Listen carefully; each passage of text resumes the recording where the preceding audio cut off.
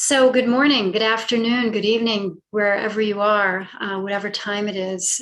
It's always a real pleasure and joy to be with you. So let's begin by setting it into our spot, whatever spot that is. I'm going to bring us a nigun. It may be familiar. You're welcome to join in if it is. You're welcome to take it in if it isn't. Yai dai dai, yai dai dai dai, yai dai dai, yai dai dai, yai dai dai, yai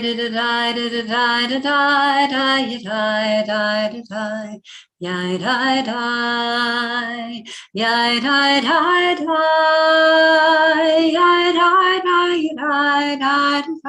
yai dai dai, yai dai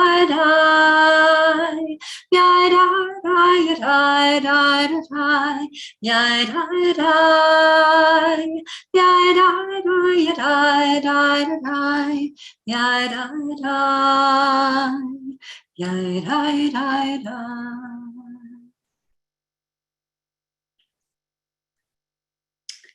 We will get back to this melody with some words later. This week, we read from Parashat, we read Parashat Vayishlach. And it's a very powerful Torah portion for me and for us as a people, because this is the portion in which we are named Yisrael. And I actually want to look at that piece a little bit today. So Adi, if you could bring that up for us in the screen share.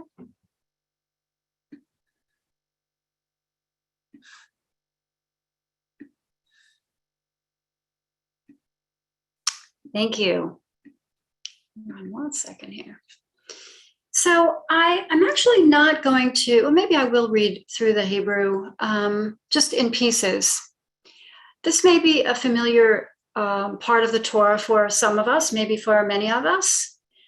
Jacob was left alone, and the man, so there's this being, wrestled with him until the break of dawn.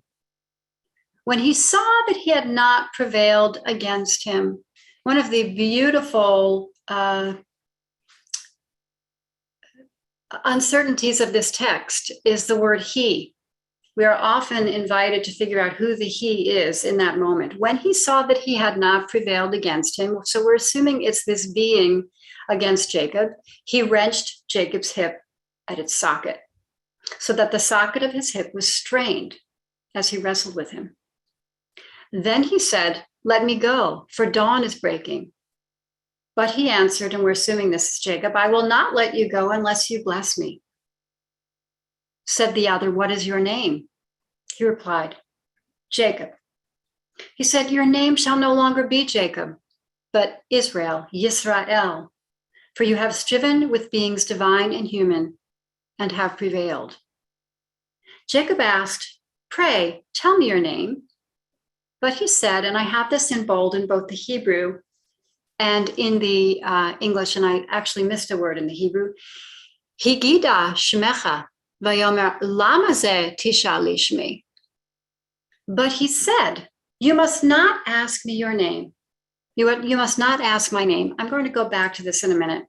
So Jacob named the place Peniel, meaning I have seen a divine being face to face, yet my life has been preserved. So I'd like to pull a few pieces out of this. The first is that we recognize that Jacob is in this struggle because he is preparing to meet his brother Esau. And he's afraid. He's afraid because he knows that he wronged his brother, and he's afraid that his brother is seeking to kill him. So this fear is one of the things that precipitates a lot of actions of trying to appease Jacob and separating parts of his camp. So if there's any destruction, those who are most precious to Jacob will hopefully be spared. And then he goes back and he has this time alone. And I love this piece because Jacob, in all of this trial, finally says to this being, What's your name? And the answer that we get here, the Hebrew actually says, what is this? You ask my name. And I want to kind of pull that out and say, what does it matter? What does it matter? And I think that this is so valuable for us as we do our healing work, our work of growing, our work of creating compassion in our worlds. Jacob knew that he had done some deceptive things, more than one in his life. And he knew that he was at the point where he was going to come literally face to face with his brother, whom he had deceived. And this time period before he meets his brother is a time of deep conflict for him. So the coming out of it and saying, what's the importance of knowing my name? I think the value here for us is to say, I know where I have made mistakes. This is a giant piece of teshuvah for Jacob. I know that I am imperfect. And maybe I have fear because of some of the mistakes that I have made. But the value here is for me to be willing to be with the choices I have made. And the end result of this is that Jacob receives a blessing. He receives a blessing of a new name. He is literally transformed. So when Mark began with us early at the beginning of the session, he said, what blessing do you seek this week? In our meditation, I'm going to invite us to go deep within and see what blessing might be ours to bring to ourselves and perhaps even to bring out into the world. And the last piece that I'd like for us to look at before we move into the meditation, Adi, if you could move down just a little bit. So the Or HaMeir says regarding Jacob that in this moment, in this wrestling, he is linking the upper wisdom to the lower. He says such a person's awareness becomes so clear that any particular place or event only reflects a face of the holy presence in one specific configuration or another. So as we move into our meditation today, I invite us to recognize that all is the holy presence. So let us find our firmness of our feet if they're on the ground, or our legs if they're crossed, or our entire body being supported if we're reclining. And if we're sitting, to allow ourselves to feel gravity pushing us up through the base of the spine, all the way up through the thorax, into the spine beneath the shoulders, between the shoulders, through the neck, and into the head, all the way up and out through the top of the head. Feel the presence of divine filling our bodies.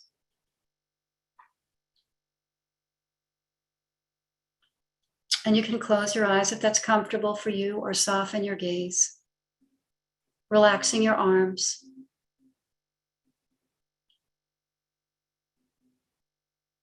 And allowing yourself to breathe.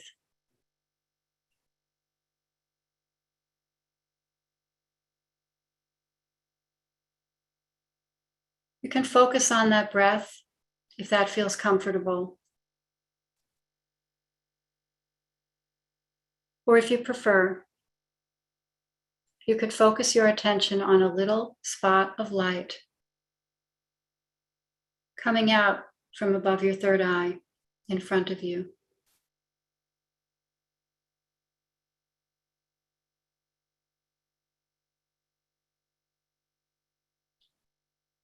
And take a moment to allow yourself to let the flow of life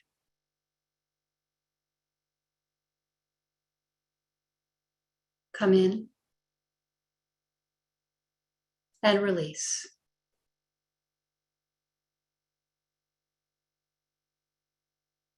Come in and release. With each breath, we bring in new life force. With each exhale, we release.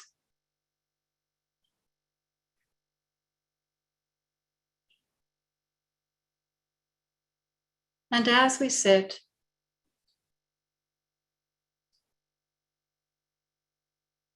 I invite you to allow your awareness to roam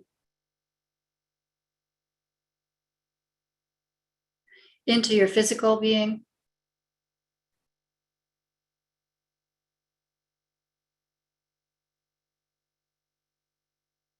or your emotional being,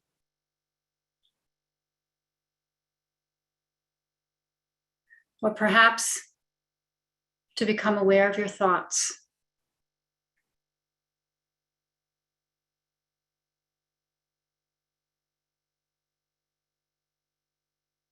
And allow the breath to come and go.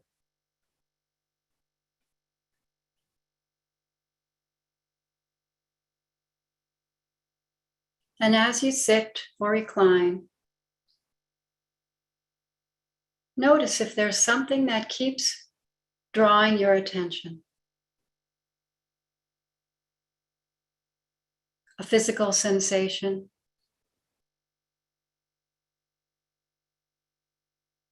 an emotion, maybe left over from earlier today or yesterday, or maybe it's an emotion that seems like it's always there.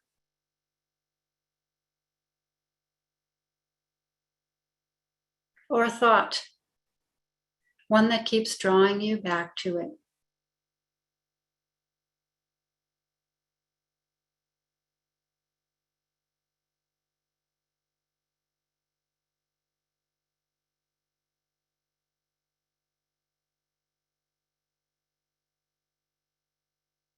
Connect with this experience.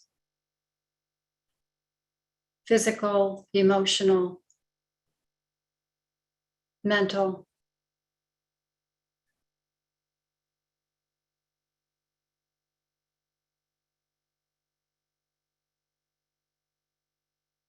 See if you can befriend it.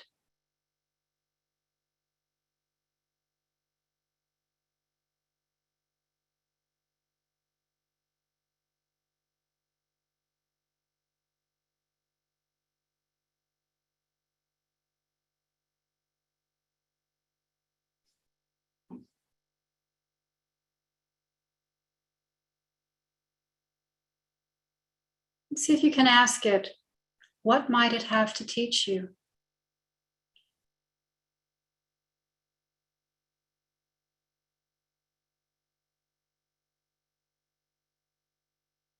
What learning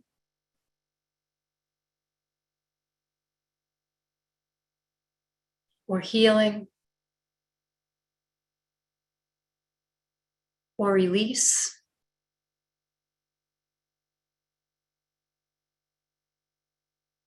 is possible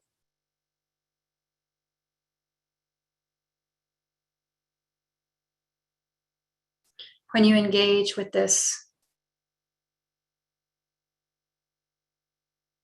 attention grabber.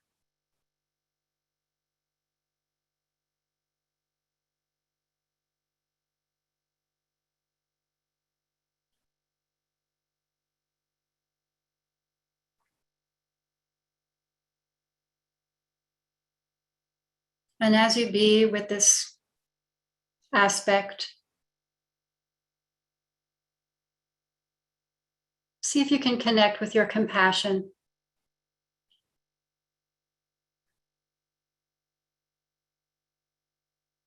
Your recognition that we are all on a journey with our perfect imperfection.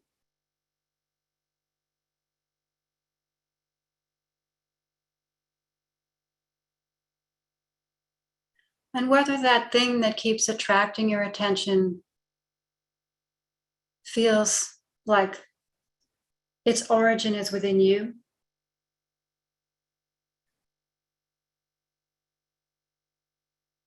or perhaps it's ancestral, it's beyond you, or perhaps it's a reaction to something that happened through someone else.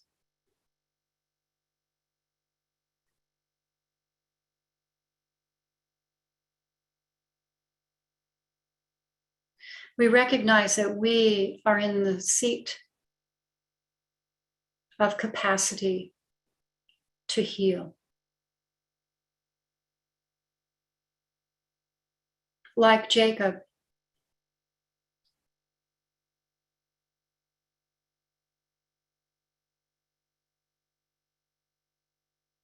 we are Yisrael.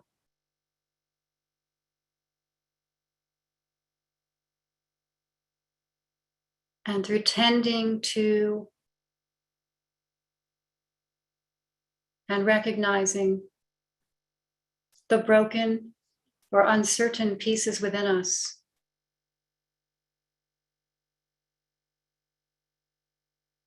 we come to another perfect wholeness.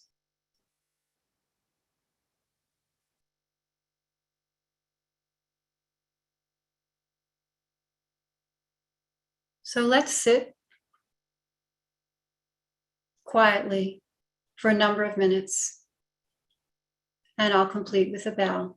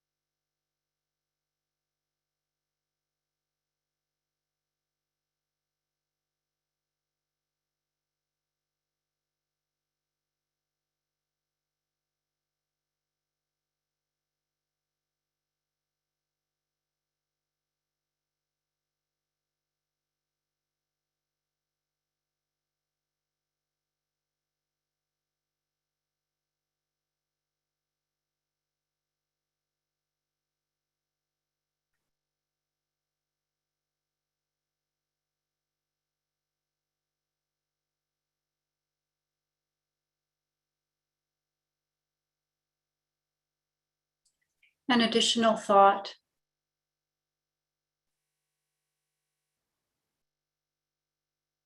As we heal, we may experience a sense of loss. Transformation is the leaving of one thing for the possibility of something else. It is a bit of a death.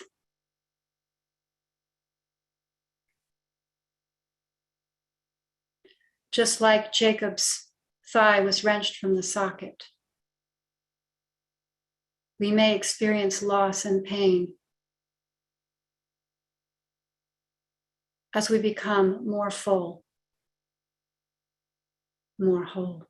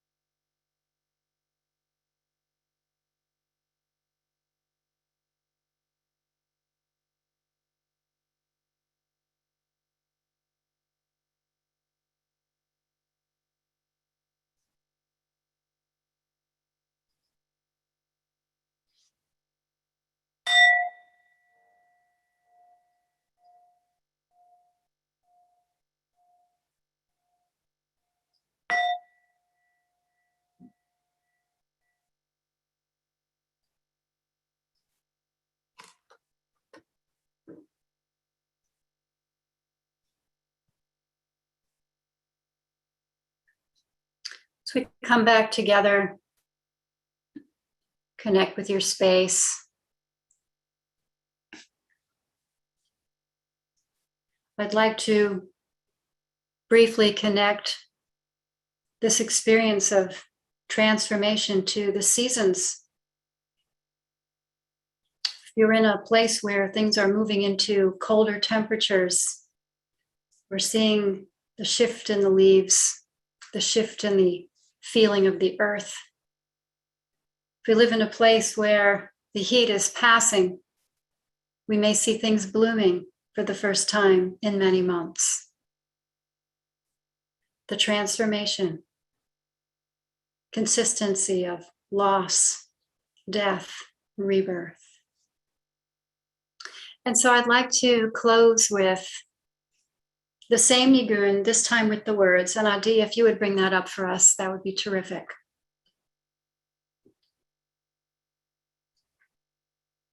I'm going to read these words in the English. I am alive, or really, am I not alive? And who is this aliveness I am? And what is this aliveness I am? And how is this aliveness I am? Is it not all the Holy Blessed One? Again, feel free to join or simply to enjoy. Yai da da da da da da da da halo chayani. Yai da da da da da da da da halo chayani. Yai da da da da da da da da halo chayani. Chayani. I realize that we are needing to move forward, so I'll close here. A blessing for aliveness. Thank you, Adi.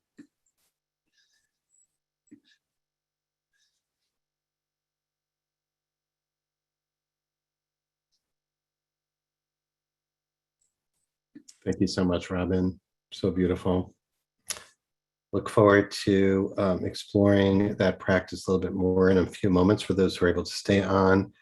We close and seal our practice, as is our custom, with an opportunity for those in mourning or observing yahrzeit to recite the mourner's Kaddish, and for the rest of us to provide a supportive community for those in mourning or observing yahrzeits, or if it's your custom, you're invited to share the name or names of those you're remembering today in the chat box, either now or after you recite the Kaddish.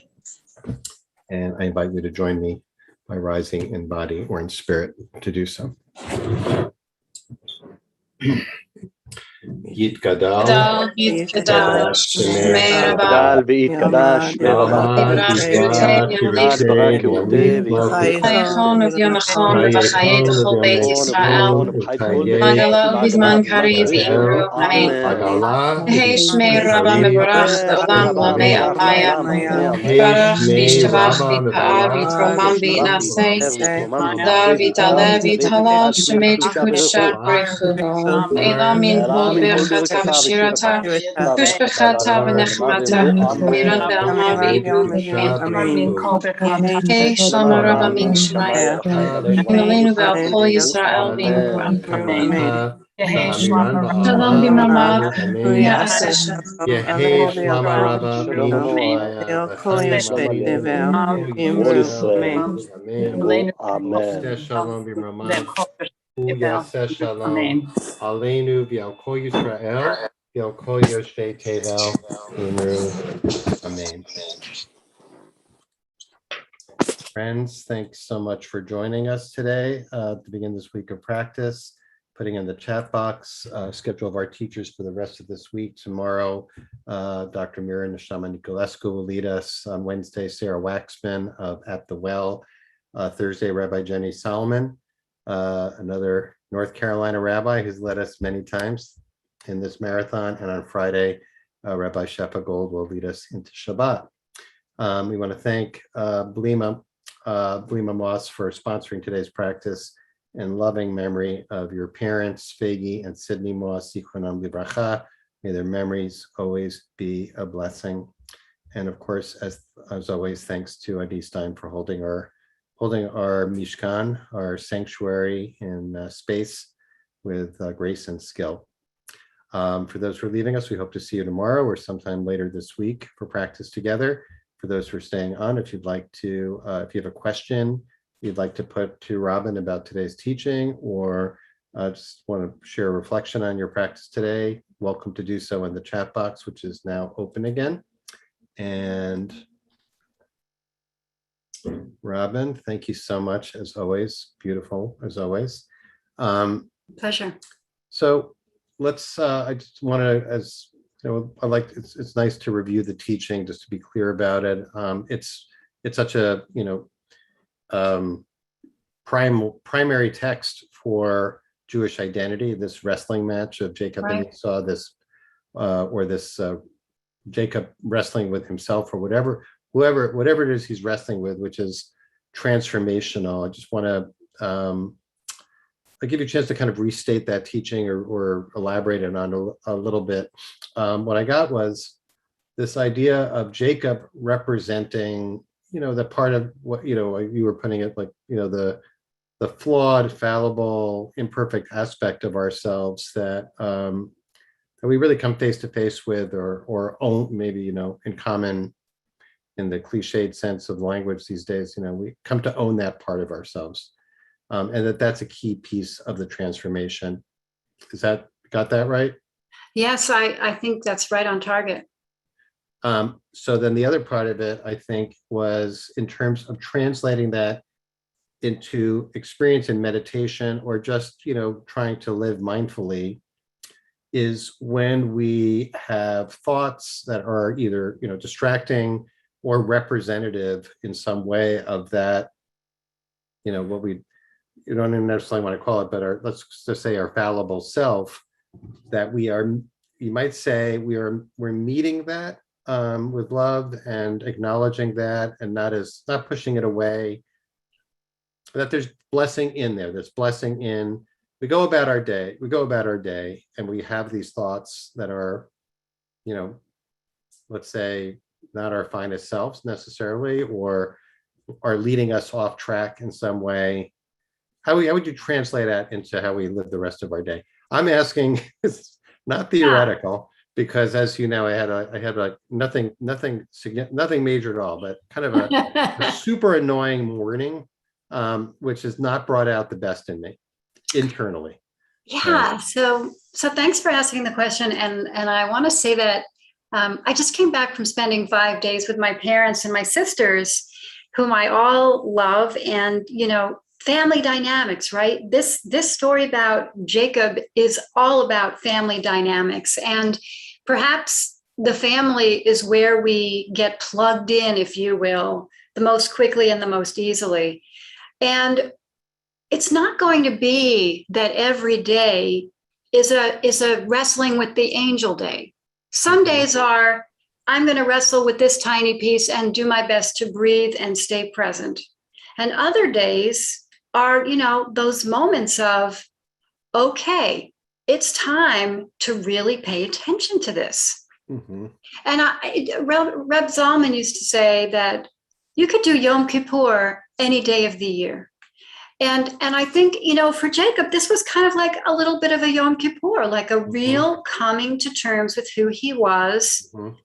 And the fascinating story of Jacob includes that while he was the trickster and the deceptive one, he put himself in a situation with Laban, his father-in-law, who was, way more deceptive and more of a trickster than he was. So he really got a lot of that medicine. And I think that was one of the pieces that enabled him to say, okay, okay, I take responsibility for this. So there are going to be times when we can't devote a whole day. And so we say, can I just hold myself for a moment, be kind, acknowledge that I'm in pain or fear or rage or upset, and breathe into it for a moment and continue.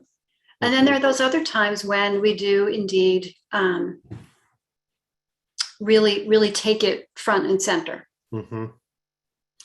Yeah, thank you for that. That's great. So I'm thinking about when we are, I forgot how you just put it, but the activated. So I was going to say triggered, but let's say activated in some way, like by families or situations which kind of get the juices going.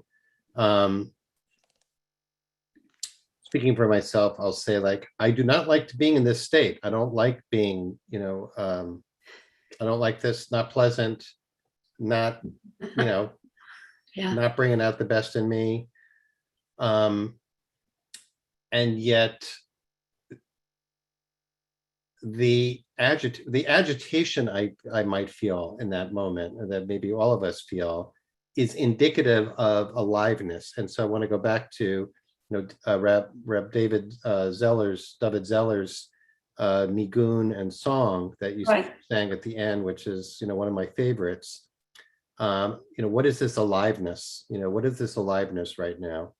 That is descriptive of, a recognition of the divine in our lives, right? Right. Aliveness is chayut, which is the Hebrew. It's a really kind of an essential Jewish spiritual term that I think everybody should know. Everyone knows chaim, of life. Chayut is, life force or aliveness. So there's something about, I'm just going to say, so if I'm very triggered, I'm very activated, I'm very upset about something, I say, like, wow, I am really alive in this moment right now. Right? Mm-hmm. And there's something about that shifts it. And I could just say, I'm really annoyed, I'm really agitated, I'm really angry. Right. Or I could just say, wow, I'm really alive right now. Yeah. And I want to add to that. I had a teacher once who taught that our best quality is also our biggest flaw. And so we can look at those places where we tend to get activated and say, wow, this is happening because I have such a strong commitment to whatever it is. Mm-hmm. And recognize that we're being, literally our vitality is being called forward because it's a reflection that something matters to us. And then we might actually recognize sometimes that maybe that's not such a big deal. And then we can let it move through. But yeah, I love that it definitely calls forth our expression of our vitality. Absolutely. Here's a question from Andrew Sharlock. Can you say a bit more about the significance why Yaakov says why of the response? Why do you ask my name? The wrestler, why do you ask my name? Right. So, I was thinking about that, and I'm thinking about teachings I've had in my life. And there was a woman who basically said, you could spend time and time again looking at why you're in this hole and wondering why you're in this hole. And oh my God, this hole is a little bit like the hole I was in last time. Or maybe it's a little different, but it's got a similar color. And so that's what I was thinking about. Why do you ask my name? Mm-hmm. I think, first of all, on some level, Jacob knew. Jacob knew that this was some kind of reflection of himself, whether it was from a being outside of him or inside of him. He knew that on some level, this was a reflection. And so the question was not about making it separate from himself, naming this thing, and now I put it out there, it's separate from me. But this being basically said, we don't need to go there. What I really want is for you to take a blessing. Mm-hmm. That's what I really want. Mm-hmm. Is that helpful, Andrew? Let's see. I think that's a beautiful answer. It's it also just is a reminder of how wonderful it is to have the ambiguity in the text. Where there's not the right. That's right. The ambiguity is what gives it its power. And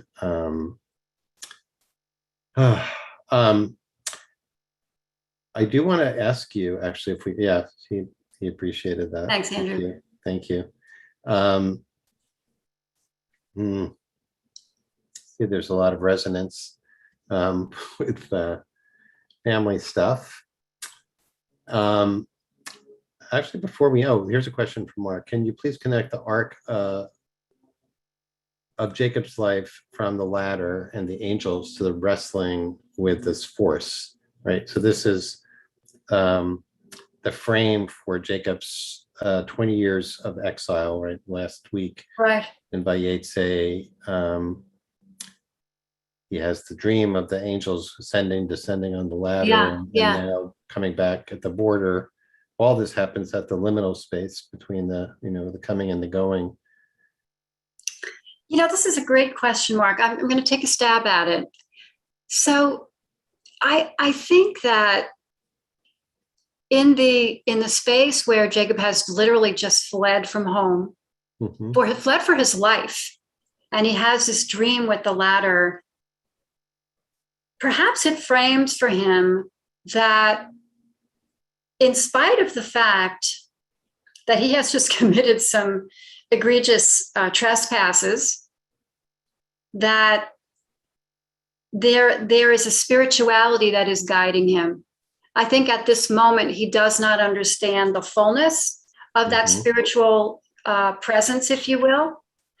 And in the years that follow, where he creates a family and he has 4 wives and 12 children, and deals with others who are, particularly Laban, who is not straightforward, he begins to have a different experience of the world. And then coming into this moment with this angel is to say, okay, so maybe back there at the ladder, this divinity wanted Jacob to know, I want you to know, Jacob, that my presence is with you. And now coming full circle and saying, okay, now we get to take responsibility for some of the things that it wasn't time to take responsibility for back then. And what happens? That Jacob he begins to embody fully that spirituality. Mm-hmm. That would be my sense of it. Nice drash, Rabbi. Beautiful. Thank you. Good one. Tell you what, we got 2 minutes. Can we go back to the Nigun? Would you mind? Sure, I'd love to. Yeah. Okay. I didn't actually get to sing it all the way through. If you're there and able to put up the words to the song, and if not, I'll just start it, and if it comes up, great. Yai da da da da da da da da hello chayani. Yai da da da da da da da da hello chayani. Yai da da da da da da da da hello chayani. Chayani umi החיות שלי, ומהי החיות שלי, ואיך הוא החיות שלי, הלא הבורא יתברך. Yada da da da da da da da da da da da da yada da. So just a Hebrew note for those who are Hebrew aware. Hayud is feminine, but this was written in the masculine by the Maor Einayim as the who. So sometimes I'll sing it with the who, and sometimes I'll sing it with the he to acknowledge the proper grammar. And my favorite of these is the ech, and like, how is this aliveness I am? How is it? How does it feel? How does it possibly exist? It's the Holy Blessed One. It's divine presence. It's aliveness.